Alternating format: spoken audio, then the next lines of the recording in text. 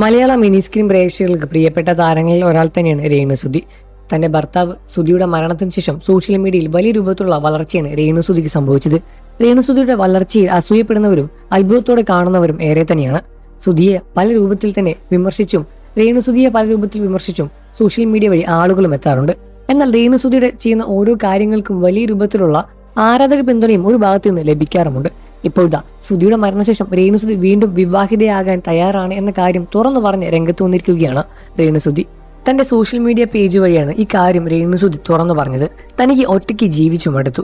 ഇനി തന്റെ കൂടെ നിൽക്കുന്ന, തന്നെ ഒപ്പം നിൽക്കുന്ന, തന്നെ മനസ്സിലാക്കുന്ന ഒരാൾ വേണമെന്ന് തോന്നി തുടങ്ങി എന്നുമാണ് രേണുസുതി തന്റെ സോഷ്യൽ മീഡിയ വഴി പുറത്തുവിട്ടത്. ഈ ഒരു കാര്യം കേട്ട് പ്രേക്ഷകരും അത്ഭുതത്തോടെ നോക്കുകയാണ്. കാരണം രേണുസുതി ഒരു വിവാഹം കഴിക്കാൻ വേണ്ടി പ്രേക്ഷകരും കാത്തിരിക്കുകയായിരുന്നു. ഇത്തരത്തിലൊരു വാർത്ത പുറത്തു വന്നതോടുകൂടി തന്നെ ഒരുപാട് ആശംസകളുമായി രേണുസുതിയെ കാത്തിരിക്കുകയാണ്. അടുത്തിടെയൊന്നും തന്റെ വിവാഹം കാണില്ല എന്ന് രേണുസുതി ഈ അടുത്തിടെ പറഞ്ഞിട്ടുണ്ടായിരുന്നു. എന്നാൽ പിന്നീട് ഈ ഒരു കാര്യം മാറ്റി പറയുകയായിരുന്നു.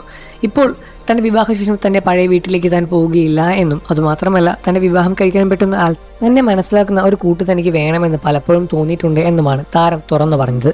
അതുമാത്രമല്ല ഈ അടുത്തിടെ തനിക്ക് വരുന്ന വിവാഹ ആലോചനകളെ പറ്റിയെല്ലാം തന്നെ രേണുസുതി മനസ്സ് തുറന്ന് സംസാരിച്ചിട്ടുണ്ടായിരുന്നു. പ്രേക്ഷകരും വലിയ രൂപത്തിൽ തന്നെയാണ് രേണുവിനെ ആശംസിച്ചു വിടുന്നത്. കാരണം രേണുസുതി പുതിയൊരു വിവാഹ ജീവിതം കണ്ടു കാണാൻ വേണ്ടി കാത്തിരിക്കുന്ന പ്രേക്ഷകരും ഏറെ തന്നെയാണ്.